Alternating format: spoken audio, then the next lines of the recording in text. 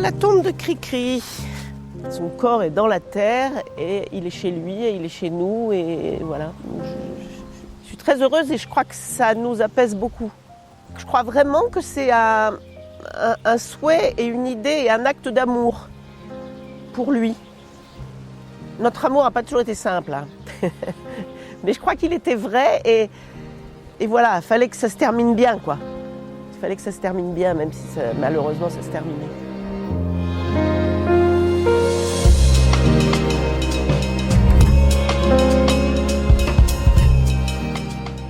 Anne-Charlotte a décidé d'enterrer son mari Christian dans le jardin de sa maison à Lyon dans les Côtes-d'Armor. Pour elle, c'est un acte d'amour au nom de leurs 30 ans de vie commune et de leurs 3 enfants. Vous allez l'entendre, ce reportage questionne la place géographique de nos morts dans nos villes et dans nos campagnes. En Bretagne, les préfectures ont autorisé 8 autres sépultures de ce type. Nouvel épisode du podcast Les gens du coin. Alors on va sur la sépulture de Christian, mon mari, qui est décédé le 10 novembre 2024.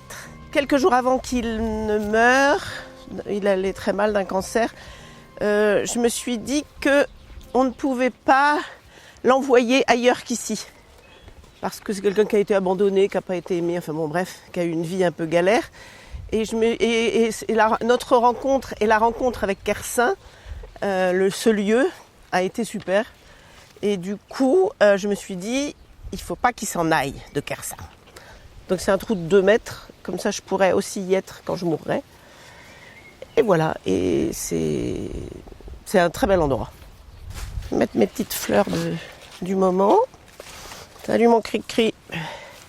Hop là. Et là, c'est comme ça. Petite étoile. Il était très absent. Forcément, il partait, même quelquefois 2 semaines, etc. Il était très absent. Mais là, du coup, je trouve que ça casse toutes ces années où on n'a pas été assez ensemble, en fait. De toute façon, malheureusement, il est mort. Mais au moins, il est là. Et il fait vraiment partie de mon quotidien. Et puis, je vois, maintenant, j'ai la chance d'avoir 2 petits-enfants. Les enfants viennent avec leurs petits. C'est pas du tout la même chose de sortir de la maison et de venir ici. Bon, pour l'instant, ils sont trop petits pour comprendre ce qui se passe, mais ça n'a rien à voir que de dire on va aller, on prend le truc, on traverse des tombes. Tandis que là, je vois, il dit on va voir papy, et hop, il passe par là, et c'est super, quoi. Pour avoir le droit d'enterrer Christian chez nous, il a fallu contacter l'ARS. L'ARS nous a donné les coordonnées des hydrogéologues. Donc nous avons contacté le chef des hydrogéologues, puisqu'on était un dimanche. Et gentiment, il a accepté de venir dès le dimanche après-midi pour accélérer les démarches.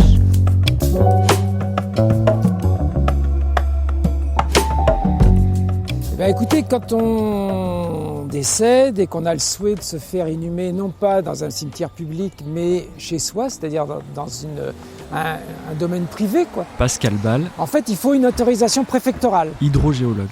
Et pour avoir cette autorisation préfectorale, il faut l'avis de ce qu'on appelle un hydrogéologue agréé. C'est-à-dire, en fait, une sorte d'expert agréé par le ministère de la Santé, pour rendre des avis essentiellement sur le risque de pollution des eaux, et en particulier des eaux souterraines. C'est régulier, on a à peu près moins de 10 demandes par an d'inhumation en terrain privé, alors c'est entre 2 et 5-6 par an, on va dire, pour la région Bretagne, c'est-à-dire les 4 départements bretons.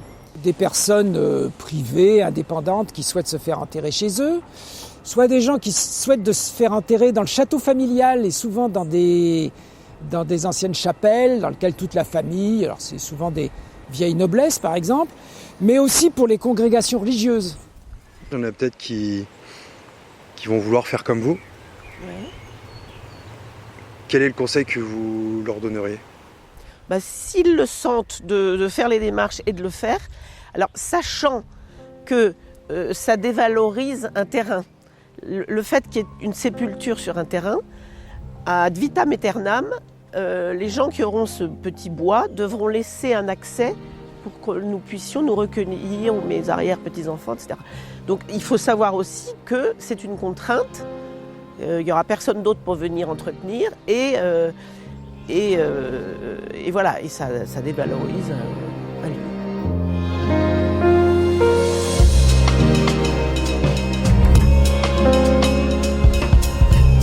Vous venez d'écouter un épisode du podcast Les gens du coin. Si vous avez apprécié, n'hésitez pas à évaluer l'émission, à vous abonner.